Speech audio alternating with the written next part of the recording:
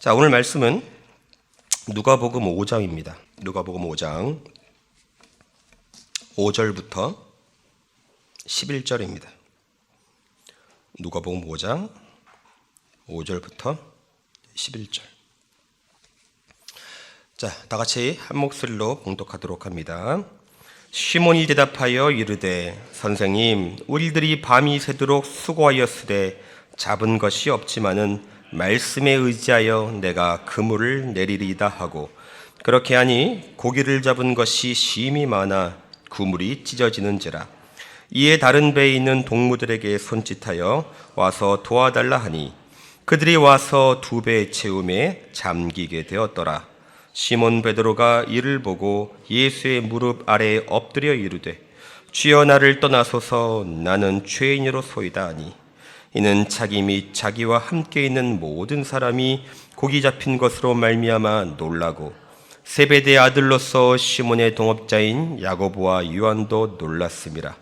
예수께서 시몬에게 이르시되 무서워하지 말라, 이제 후로는 네가 사람을 취하리라 하시니, 그들이 배들을 육지에 대고 모든 것을 버려두고 예수를 따르니라. 아멘. 누가복음 5장은 4가지의 에피소드가 있습니다. 이걸 다 다룰 수가 없습니다. 그래서 오늘은 방금 읽은 말씀, 예수님께서 이제 시몬을 제자로 부르시는 장면과 중풍병자에 대한 이야기를 가지고 믿으면 길이 열린다, 이런 제목으로 말씀을 나누도록 하겠습니다. 제자들이 이제 배를 타고 고기를 잡으러 갔습니다만 한 마리의 고기를 잡지를 못합니다. 그러니까 공친 거죠. 열심히 일했지만 공친 사람이 기분이 별로 좋지 않습니다. 표정이 좋지 않고 예민합니다. 그렇게 배에 내려서 그물을 씻고 있는데 예수님께서 등장하십니다.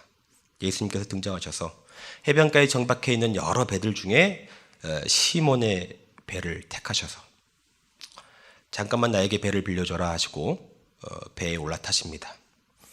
예수님께서 시몬의 배에 올라타신 다음에 육지랑 거리를 조금 띄우십니다. 그러니까 쉽게 말하면 이게 뭐냐, 지금 해변가에는 청중들이 있고 예수님은 시몬의 배에 올라타서 배를 잠깐 띄우셔서 시몬의 배를 강대상으로 만드신 것입니다. 그래서 예수님께서 시몬의 배를 강대상 삼아서 말씀을 전하십니다. 자, 그리고 4절에 이렇게 나옵니다. 4절에 보시면 말씀을 마치시고 시몬에게 이르시되 깊은 데로 가서 그물을 내려 고기를 잡으라. 여기서 중요한 말씀은 뭐냐면 말씀을 마치시고가 중요한 거예요. 말씀을 마치시고. 그러니까 4절이 우리에게 주는 메시지는 뭐냐, 무슨 일을 하든지 말씀이 먼저 있어야 된다. 여러분, 병 고치는 일은 교회가 해야 될 일입니다. 굉장히 중요한 일이지만 병 고치는 일을 우선하지 않습니다. 말씀이 우선한다. 우리가 어디 가서 신방을 드릴지라도, 신방을 갈지라도 기도보다 말씀이 먼저 해야 된다 이거예요. 그러니까 말씀이 먼저 있고 난 후에 그때 기도도 있는 것이고 봉사도 있는 것이고 병 고침도 있는 것이고 귀신 쫓아내는 것도 있는 것이다. 예수님은 다른 어떤 일보다도 말씀을 먼저 우선시하셨다. 여기서 우리가 배워야 될 메시지는 뭐냐면 우리의 인생에서 최우선되어야 될 것은 말씀이다, 그 얘기예요. 여러분, 바늘로 사람을 찌르면 피가 나오죠. 저는 여러분의 몸을 건들면 말씀이 툭 튀어나오기를 주의 이름으로 축원합니다. 최건능 목사님이라고 아십니까? 최건능 목사님? 아시는 분은 아실 텐데 일제시대 때 목사님이십니다. 최건능. 이분이 만든 캐치프라이즈가 뭐냐면 예수천국, 불신지옥. 그래서 이분은 몸만 건들면 예수천당이 나왔어요. 근데 이분이 일제시대 때 순사들에게 잡혀가지고 그 모진 고문을 당할 때 순사들이, 일본 순사들이 최건능 목사님을 때리지를 못했어요. 왜냐면 때리면 예수천당 나오니까. 신경질이 나가지고 못 때리는 거예요. 건들면 뭐가 나오는 거예요? 말씀이 튀어나오는 거예요. 말씀이. 여러분을 건들면 뭐가 나옵니까? 신경질이 나지 않기를 바랍니다. 여러분을 건들면 말씀이 나오기를 바랍니다. 교회 생활하면서 누군가 여러분의 신경을 긁을 때가 있습니다. 여러분을 화나게 할 때가 있습니다. 좋은 일을 만날 때도 있고 굳은 일을 만날 때도 있고. 그러나 예수님께서는 항상 그 어떤 것보다도 말씀을 우선시하셨다는 것을 기억하고 여러분도 말씀이 나오게 되기를 주의 이름으로 축원합니다. 예수님이 이제 말씀을 마치시고 시몬에게 명령하십니다. 자, 4절 봅시다. 다시 한번 보시면 이렇게 나오죠. 말씀을 마치시고 시몬에게 이르시되 깊은 데로 가서 그물을 내려 고기를 잡으라. 자, 보십시오. 예수님께서 뭐라고 시몬에게 말씀하십니까? 물이 깊은 곳으로 가서 그물을 내리고 고기를 잡으라. 그때 시몬이 대답합니다. 선생님, 저희가 밤새도록 애를 썼지만 고기를 한 마리도 잡지 못했습니다. 그러나 말씀에 의지하여 그물을 내리겠나이다. 여러분, 베드로와 예수님 사이에 대화가 오고 갔습니다. 우리가 이 대화에서 메시지를 하나를 배워야 됩니다. 우리가 배워야 될 메시지가 있습니다. 여러분, 베드로는 직업이 어부입니다. 그죠? 그럼 베드로는 어디에 전문 분야라는 거예요? 물고기 잡는 게 전문 분야라는 거예요. 그러니까 베드로는 물고기 잡는 거에 대해서는 전문가예요. 그 누구보다도 잘합니다. 자, 예수님의 직업은 뭡니까? 목수죠. 예수님의 전문성은 나무를 패고 나무를 다듬는 거에 있어요. 그러니까 목수가 어부에게 목수는 고기 잡을 줄을 몰라요. 베드로보다는 못 잡아요. 근데 목수가 자꾸만 어부에게 이래라 저래라 하면은 자꾸만 사람이 언제 신경질이 나느냐? 자기의 전문 분야를 건들 때 신경질이 나는 거예요. 그러니까 예를 들어서 저희 어머니는 신학을 공부한 적이 없습니다. 저희 어머니는 성일교학을 공부한 적이 없습니다. 저희 어머니는 평생을 설교를 해본 적이 한 번도 없으십니다. 그러나 저는 10년 넘게 하는 게 설교예요. 설교는 어떻게 보면 저희 어머니보다는 제가 전문 분야예요. 그러나 어머니가 제 설교를 자꾸만 계속 건들면 저도 신경질이 나는 거예요. 사람은 신경질이 언제 나는 줄 아십니까? 내가 자신 있어 하는 분야, 내가 잘 아는 분야, 내가 전문 분야를 건들면 신경질이 나는 거예요. 근데 지금 예수님이 뭐 하고 있는 거예요? 예수님이 베드로의 전문 분야를 건드는 거예요.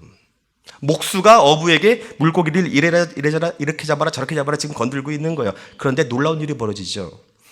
베드로의 전공 분야를 예수님이 건드렸는데 베드로에게서 툭 튀어나오는 것은 신경질이 아니었고 순종이었다. 예수님께서 베드로를 쥐어짰더니 베드로에게 툭 튀어나오는 것은 순종이었다. 왜 이런 일이 가능하느냐? 지금 베드로가 뭘 먼저 들었습니까? 말씀을 들은 거예요. 말씀 속에 은혜를 받은 거예요. 그러니까 그 속에 뭐가 있는 거예요? 말씀이 있고 은혜가 있었던 거예요. 그러니까 예수님이 베드로를 쥐어짜니까 순종이 튀어나오더라. 여러분, 오렌지가 있지 않습니까? 어릴 때는 그런 거를 장난을 많이 치는데 오렌지를 손으로 쥐어짜면 뭐가 나옵니까? 당연히 오렌지즙이 나오겠죠. 사과를 쥐어짜면 뭐가 나오죠? 사과즙이 나오죠. 여러분, 사람을 쥐어짜면 뭐가 나오는지 아십니까? 사람을 쥐어짜면 그 속에 있는 것이 튀어나오는 거예요. 그래서 어떤 사람들은 교만이 튀어나옵니다. 어떤 사람은 분노가 튀어나옵니다. 그런데 베드로를 보니까 베드로는 예수의 말씀을 들었기 때문에 그 속에 뭐가 있었던 겁니까? 말씀이 있고 은혜가 있었던 거죠. 그래서 예수님이 베드로를 쥐어짜니까, 예수님이 베드로의 전공 분야를 건드니까 신경질이 튀어나온 것이 아니라 순종이 튀어나오더라. 여러분을 쥐어짜면 뭐가 나옵니까? 확실한 것은 여러분 속에 있는 것이 나올 것입니다. 만일 여러분의 마음 가운데 말씀이 없다면, 은혜가 고갈되어 있다면 신경질이 나고 짜증이 나는 것은 이상한 일이 아닙니다. 당연한 일이에요. 그러나 여러분 마음 가운데 말씀이 있으면, 은혜가 있으면 예수님이 여러분을 쥐어짤 때 순종이 나올 것입니다. 세상이 나를 쥐어짤 때 찬송이 나올 것입니다. 환경이 나를 쥐어짤 때 감사가 나올 것입니다. 이것이 하나님을 얼마나 기쁘게 하는지 모릅니다. 여러분, 이 사실을 깨닫게 되기를 주의 이름으로 축원합니다. 자, 베드로가 예수님께 이제 순종을 합니다. 주님께서 말씀하시니 자기의 평생에 했던 어부의 경험하고는 맞지 않지만, 자기의 어부로서의 전문가적 소견하고는 맞지 않지만, 자기의 상식하고는 맞지 않지만 주님께서 말씀하시니 순종하여 그물을 내리겠나이다. 베드로의 순종의 근거는 무엇이냐? 베드로의 순종의 근거는 예수님께서 말씀하셨기 때문이다, 이거죠. 여러분, 세상 만사가 내 뜻대로 안 될 때가 있습니다. 열심히 살았지만 빈 그물일 때가 있습니다. 내 방법대로 살았지만 손에 잡히는 것이 없을 때가 있습니다. 그것이 인생입니다. 그럼 여러분, 남은 것은 한 가지밖에 없어요. 내 방법대로 안 됐으면 남은 것은 한 가지입니다. 하나님의 방법으로 바꾸면 되는 것입니다. 베드로가 그걸 순종한 거예요. 베드로가 여지껏 뭐 했습니까? 내 방법대로 그물을 던졌잖아요. 근데 이게 뭐에 대해서 순종한 거죠? 하나님의 방법대로 바꾸는 것에 대해서 순종을 한 거잖아요. 자, 그랬더니 놀라운 일이 벌어지는 거죠. 베드로의 순종을 제가 여러분께 베드로가 순종했으니까 저도 여러분이 그렇게 순종하기를 바랍니다라고 얘기를 하고 싶어요. 그러나 여기는 문제가 하나가 있습니다. 순종이 어렵기 때문에 문제가 되는 것입니다. 여러분, 순종이 왜 어려운 줄 아십니까? 순종이 어려운 이유는 순종할 만하지 않으니까 어려운 거예요. 여러분, 순종할 만하면 다 하죠. 그거 못하는 사람이 누가 있겠습니까? 내 상식에 맞고 내 생각에 맞고 내 전문가적 수견에 맞고 하면은 누가 순종을 못합니까? 다 하죠. 순종을 못하는 이유는 무엇이냐? 순종할 만하지 않으니까. 내 생각하고는 안 맞으니까. 그러니까 순종하는 것이 어려운 거예요. 그럼에도 불구하고 우리의 순종의 근거는 뭐가 되어야 되냐? 예수께서 말씀하셨기 때문에. 성경이 그렇게 말했기 때문에 이것이 순종의 근거입니다. 예수님이 말씀하셨기 때문에 세상의 법칙과는 다르지만, 상식과는 다르지만, 이성과는 다르지만, 내 경험과는 다르지만, 내 상황과 처지와는 다르지만 예수님이 말씀하셨기 때문에, 성경이 말씀했기 때문에 내가 순종하여 그물을 내리리이다. 여러분 삶 가운데 이런 순종이 있기를 바랍니다. 자, 그랬더니 무슨 일이 벌어지냐면 우리 6절과 7절 볼까요? 자, 6절과 7절 이렇게 봅시다. 6절, 7절 같이 읽습니다. 시작. 그렇게 하니 고기를 잡은 것이 심히 많아 그물이 찢어지는지라. 이에 다른 배에 있는 동무들에게 손짓하여 와서 도와달라 하니 그들이 와서 2배의 채움에 잠기게 되었더라. 자, 뭐라고 나옵니까? 심히 많아서 그물이 찢어질 정도였다. 감당이 안 돼서 옆에 배를 손짓해서 부릅니다. 2배에 나눴지만 2배가 다 잠길 만큼 많이 축복을 받았다. 자, 우리가 여기서 배워야 될 메시지는 무엇이냐? 하나님이 주시는 축복은 나만 받는 것이 아니라는 거예요. 하나님이 나에게 축복을 주시면 나 때문에 옆 사람까지 축복을 받는다는 것입니다. 하나님이 주시는 축복은 남의 축복을 빼앗아 오는 것이 아닙니다. 하나님의 축복은 내 축복을 나누어 주는 것입니다. 나 때문에 옆 사람의 배도 만선이 되는 것입니다. 저는 여러분이 하나님께 축복받기를 바랍니다. 그래서 여러분 때문에 여러분의 자녀들의 삶이 만선이 되기를 바랍니다. 여러분 때문에 여러분의 가정이 축복을 받고, 여러분 때문에 교회가 축복을 받고, 더 나아가 여러분 때문에 우리 민족이 축복을 받고 우리 국가가 축복받게 되기를 주의 이름으로 축원합니다. 자, 우리 10절 봅시다. 10절. 자, 10절 이렇게 나옵니다. 세베대의 아들로서 시몬의 동업자인 야고보와 요한도 놀랐음이라. 예수께서 시몬에게 이르시되 무서워하지 말라. 이제 후로는 네가 사람을 취하리라 하시니. 자, 예수님께서 이제 시몬은 애칭 같은 거예요. 베드로가 좀 공식적인 이름이고 시몬은 애칭 같은 겁니다.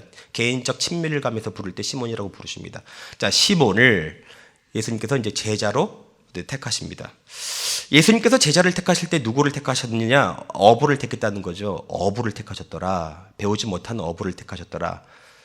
예수님의 선택에는 구별이 없으시다. 예수님의 선택에는 차별이 없으시다. 예수님께서는 왜 어부를 선택하셨을까? 어떻게 보면 예수님의 제자들은 그 당시에 못 배운 사람들이고 대부분이 서민층이었습니다. 오히려 가장 똑똑했던 사람은 가룟 유다예요. 가룟 유다가 가장 IQ도 높은 사람이었고 똑똑한 사람이었고, 그리고 이 사람은 뭐가 있냐면 사회 정의에 대해서 뜨거운 관심을 가지고 있었던 사람입니다. 오늘날에도 그런 사람이 있잖아요. 사회 정의를 위해서, 사회 정의 구현을 위해서 온 인생을 바친 사람이 가룟 유다입니다. 똑똑한 사람이고, 그래서 회계 직분을 맡잖아요. 그러나 그 사람은 이상하게 끝이 좋지를 않습니다. 여러분, 하나님께서 머리가 똑똑하고 학벌이 좋고 집안이 좋고 사회 정의를 부리는 그 좋은 조건을 기준으로 삼아서 택하는 것이 아니라는 거예요. 하나님은 그런 조건으로 택하지 않더라. 그러면 하나님은 어떤 기준으로 사람을 택하느냐? 저는 모른다는 거예요. 안 나와요, 성경에. 하나님은 때로는 어부처럼 무식하고 못 배운 사람을 택하십니다. 그러나 때로는 바울처럼 공부 많이 하고 IQ 높고 똑똑한 사람을 택하십니다. 저는 하나님께서 어떤 기준으로 택하신지 모릅니다.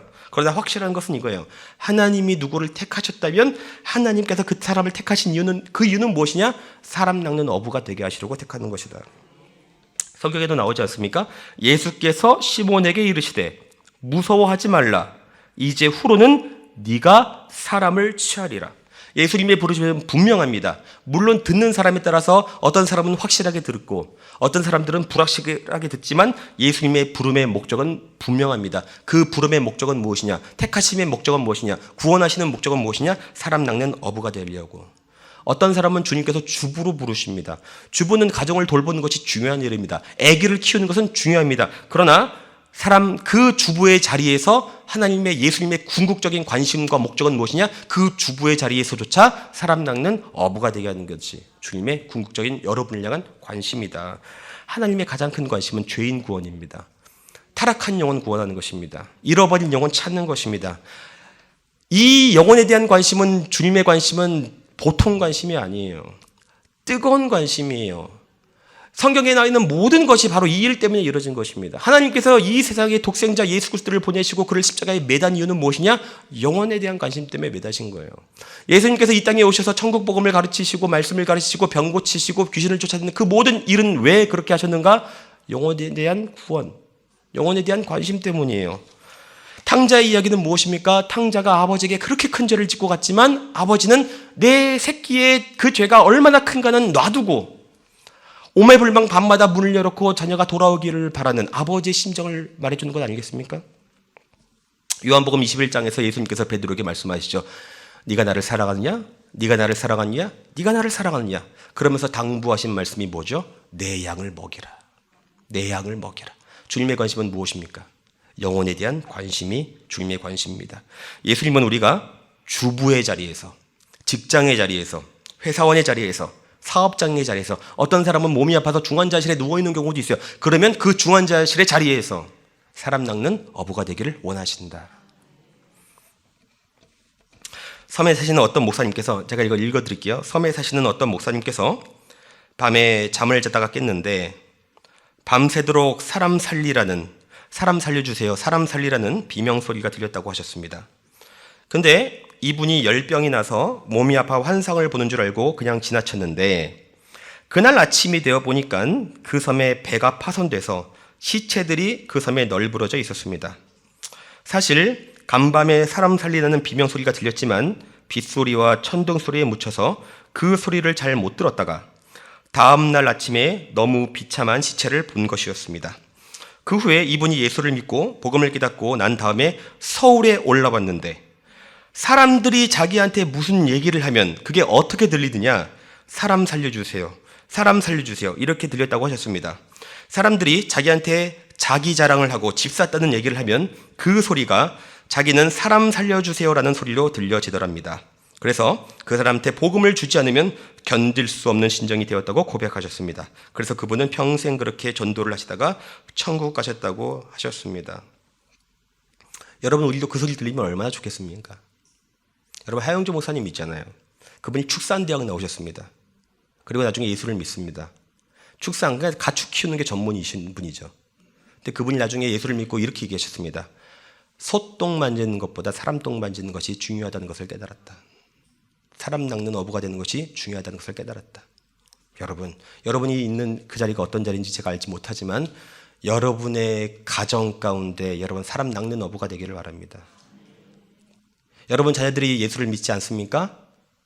그럼 믿지 않는 내 자녀와 대화를 할 때, 대화를 하면서 믿지 않는 자녀의 그 영적인 깊은 소리, 사람 살려달라는 그 소리가 들려지기를 바랍니다. 그래서 불신자 내 자녀, 믿지 않는 내 가족들, 그들을 위해서 내 가족부터, 내 피부치부터 사람 낚는 어부가 되기를 주의 이름으로 축원합니다. 자, 우리 18절 봅시다. 18절. 자, 18절. 18절부터 19절입니다. 18절과 19절. 이제 중풍병자 이야기를 하고 마치도록 합니다. 18절부터 19절 같이 읽습니다. 시작. 한 중풍병자를 사람들이 침상에 메고 와서 예수 앞에 들여놓고자 하였으나 무리 때문에 메고 들어갈 길을 얻지 못한지라 지붕에 올라가 기와를 벗기고 병자를 침상째 무리 가운데로 예수 앞에 달아 내리니. 자, 한 중풍병자가 있었다고 합니다. 사지를 움직일 수 없었습니다. 그런데 이 중풍병자에게는 친구가 있었습니다. 이 친구들이 예수님에 대한 소문을 들었습니다. 예수님을 만나면, 예수님께만 가기만 하면 답이 있더라. 병든 자를 고치시고 귀신 들린 자를 쫓아내시면서 예수님이 정답이라는 것을 깨닫고 예수님을 만나기만 하면 문이 열린다는 것을 이 마음이 믿어져서 이 친구들이 중풍병자를 들고 예수님께 나아갑니다. 나아갔더니 이미 자기의 처지와 똑같은 사람들이 너무 많이 몰린 탓에 인산인해를 이루고 있기 때문에 도무지 예수님께 나아갈 수가 없었다고 했습니다. 예수님께 가는 길이 보이지 않더라. 예수님께 나가는 방법이 보이지가 않더라. 여기서 알 수 있는 사실이 한 가지 있습니다. 알 수 있는 사실, 메시지는 무엇이냐? 우리가 정말로 진정으로 믿음을 가지면 장애물이 생긴다는 것입니다. 믿음을 가지면 일사천리로 흘러가지 않습니다. 믿음을 가지면 때로는 벽이 생깁니다. 때로는 불가능한 일이 생깁니다. 때로는 포기하고 싶은 일을 마주하게 됩니다. 이것이 믿음이 가지는 속성 중에 하나입니다. 홍해가 생기고 여리고성이 생깁니다. 진짜 믿음이 생기면 장애물이 생깁니다. 자, 그러면 이 장애물이 주는 기능은 뭐냐는 거예요. 장애물이 주는 효과는 뭐냐는 거예요. 장애물이 주는 기능은 무엇이냐면 이 사람의 믿음이 참된 믿음인지 아닌지를 분간해 주는 역할을 한다는 거예요. 진정한 믿음을 가진 사람은 장애물 앞에서 포기하지 않습니다. 그러나 그렇지 않은 믿음은 장애물 앞에서 주저앉고 끝납니다. 자, 그래서 중풍병자를 들고 온 이 친구들이 장애물을 만납니다. 너무나도 많은 인산인해를 이루는 사람들 때문에 예수님께 나아가지 못하자 장애물을 만나자. 그러나 그들이 포기하는 것이 아니라 어떻게 하느냐면 지붕 위로 올라가서 지붕의 기와를 뜯더라. 지붕의 기와를 뜯더라. 그리고 예수님께서 지붕의 기와를 뜯는 그 장면을 보시고 이렇게 말씀하십니다. 20절 보실까요? 20절에 예수께서 그들의 믿음을 보시고 지붕 뜯는 것을 보고 뭐라고 얘기해요? 그들의 믿음을 보셨다. 이 말은 뭐예요? 이 중풍병자의 친구들이 예수를 정말 믿었기 때문에 그런 지붕 뜯는 일도 할 수 있었다는 뜻이에요. 믿었기 때문에. 여기서 우리가 알 수 있는 것은 이거예요. 정말 믿으면 장애물이 생깁니다. 이 장애물은 내 믿음이 진정한 믿음이지 아닌지를 분간해 주는 역할을 합니다. 그러나 진정한 믿음을 가진 사람은 장애물 앞에서 주저앉지 않더라. 장애물을 뛰어넘더라. 지붕이라도 뜯더라 이거예요. 믿음이 없는 사람의 특징이 뭔지 아십니까? 믿음으로 시작했다가 상식으로 다시 돌아갑니다. 믿음으로 시작했다가 다시 내 경험으로 돌아갑니다. 믿음으로 시작했다가 이성으로 돌아갑니다. 믿음으로 시작했다가 합리적인 생각으로 다시 돌아갑니다. 그러니까 인산인해를 이루고 있어 예수님께 못 가면, 예수님께 나아가는 방법이 없으면, 사람들이 몰려가지고 못 나아가면 여지껏 어차피 축풍병자로 고생했는데 하루 내일 있다가 다시 오지. 믿음으로 시작했다가 이성으로 돌아가는 거예요. 그러나 진정한 믿음은 장애물 앞에서 그런 식으로 반응하지 않습니다. 믿음이란 모든 것을 뛰어넘습니다. 이성을 뛰어넘고 경험을 뛰어넘고 합리적인 생각을 뛰어넘습니다. 그래서 믿음은, 진정한 믿음은 길이 없는 곳에 길이 생기고 닫혀있는 문 가운데 열린 문을 찾게 되는 것입니다. 중요한 것은 이거예요. 내가 할 수 있느냐 없느냐 이게 중요한 게 아니에요. 중요한 것은 무엇입니까? 이게 지금 하나님의 뜻이냐 아니냐 이게 중요한 거예요. 하나님의 뜻이냐. 이 믿음이 있으면 불가능 앞에서 주저앉지 않습니다. 불가능을 뛰어넘는 거예요. 주저앉는 인생을 살지 않습니다. 여러분, 어떤 사람 보면 한국에서 잘 안 되는 사람이 있어요. 그래서 한국에서 안 되니까 주저앉습니다. 그러나 믿음 있는 사람은 어떻게 합니까? 한국에서 안 되면 외국 가서 하면 되는 거예요. 서울에서 안 되면 지방 가서 하면 되는 거예요. 이 사람하고 해서 안 되면 저 사람하고 하면 되는 거예요. 하나님이 주신 꿈이 있는 사람은 불가능 앞에서 포기하지 않습니다. 주저앉지 않습니다. 불가능을 뛰어넘습니다. 믿음이 없는 사람이 자꾸만 뭘 보냐? 믿음이 없는 사람이 내가 할 수 있느냐 없느냐 이걸 봐요. 내가 나이가 많으냐 적으냐, 내가 건강하냐 몸이 약하냐 이것만 봐요. 그러나 믿음 있는 사람은 뭘 봅니까? 이게 하나님의 뜻이냐 아니냐 이걸 본단 말이에요. 그러니까 하나님의 뜻이면 때로는 바다 위일지라도 물 위를 걸어서라도 가는 것이고, 벽도 뚫고 들어가는 것이고, 홍해도 갈라지는 것입니다. 한쪽 문이 닫히면 다른 쪽 문이 열리는 것이고, 없는 것 같은데 생기고 죽은 자가 살아나는 거예요. 이게 믿음의 여러분 특징입니다. 여러분, 지금 당면한 문제가 무엇인지 제가 잘 모릅니다. 그러나 여러분, 지금 둘러싸고 있는 문제가 믿음의 일이라면 여러분 포기하지 마십시오. 지붕이라도 뜯으십시오. 누군 어떤 목사님은 그러더라고요. 이 믿음을 지붕 뜯는 믿음이다. 지붕을 뜯으면 불가능함이 가능해집니다. 없는 것이 생깁니다. 안 되는 것이 됩니다. 죽은 자가 살아납니다. 주저앉은 자가 일어납니다. 기적이 일어납니다. 여러분 포기하지 마십시오. 인생에서 가장 나쁜 것이 포기하는 것입니다. 그러나 내 욕심을 포기하는 것은 잘하는 거예요. 내 꿈이 아니에요. 하나님이 주신 꿈이라면 여러분 포기하지 마십시오. 하나님이 주신 꿈이라면 끝까지 예수 의지해서 나가면 가다 보면 그게 길이 되고, 가다 보면 없던 길이 생기게 되는 것입니다. 여러분, 우리가 옛날부터 이제 듣던 예화 있지 않습니까? 그 어느 고아원에서 아이들이 학교를 가야 되는데 그 거리가 너무 멀어서 1시간을 넘어서 걸어서 가야 되는데, 그 왜 1시간이 넘어서 가야 되냐면 중간에 산이 있어서, 이 산만 사라지면 20분이면 가는데 산이 있기 때문에 이제 삥 돌아가지고 1시간 넘게 학교를 가는 거예요. 어떤 전도사님이 이제 설교를 했어요. 그리고 순진한 이 어린아이가 그 전도사님의 설교를 듣고 이렇게 기도했답니다. 하나님, 저 산 좀 없애주세요. 하나님, 저 산 좀 없애주십시오. 그래서 1시간 동안 걷지 않고 20분이면 학교 갈 수 있게 해주세요. 그랬더니 어느 날 불도저가 나타났답니다. 그래서 산을 깎기 시작했답니다. 왜 깎냐? 거기가 정책적으로 도시계획이 돼가지고 불도저로 밀었답니다. 그러니까 여러분, 하나님은 어떠한 이름이든지 간에 당신의 기도를 응답하신다. 여러분, 인생에 닫혀있는 사람들이 있습니다. 기도하십시오. 주여, 나의 믿음 없는 것을 용서하시고 믿음의 믿음을 더하여 주옵소서. 주님이 주시는 믿음이 나를 붙들면, 어떤 사람들은 믿음이 없으니까 닫힌 문만 계속 보고 주저앉고 있는 거예요. 그러나 주님이 주시는 믿음이 내게 있으면 한쪽 문이 닫히면 여러분 다른 쪽 문이 열린다는 것을 아셔야 됩니다. 열린 문을 찾게 되는 것입니다.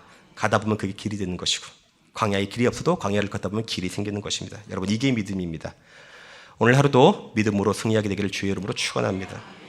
기도하십시다. 하나님, 우리 아버지 감사합니다.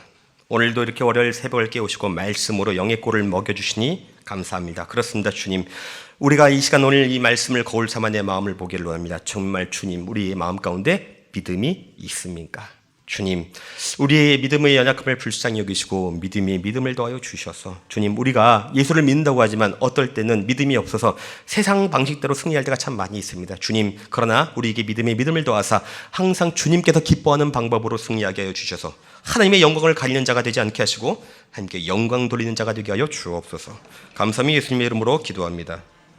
하늘에 계신 우리 아버지여, 이름이 거룩히 여김을 받으시오며 나라가 임하시오며 뜻이 하늘에서 이루어진 것 같이 땅에서도 이루어지이다. 오늘 우리에게 일용할 양식을 주시옵고 우리가 우리에게 죄 지은 자를 사하여 준 것 같이 우리 죄를 사하여 주시옵고 우리를 시험에 들게 하지 마시옵고 다만 악에서 구하시옵소서. 나라와 권세와 영광이 아버지께 영원히 있사옵나이다. 아멘.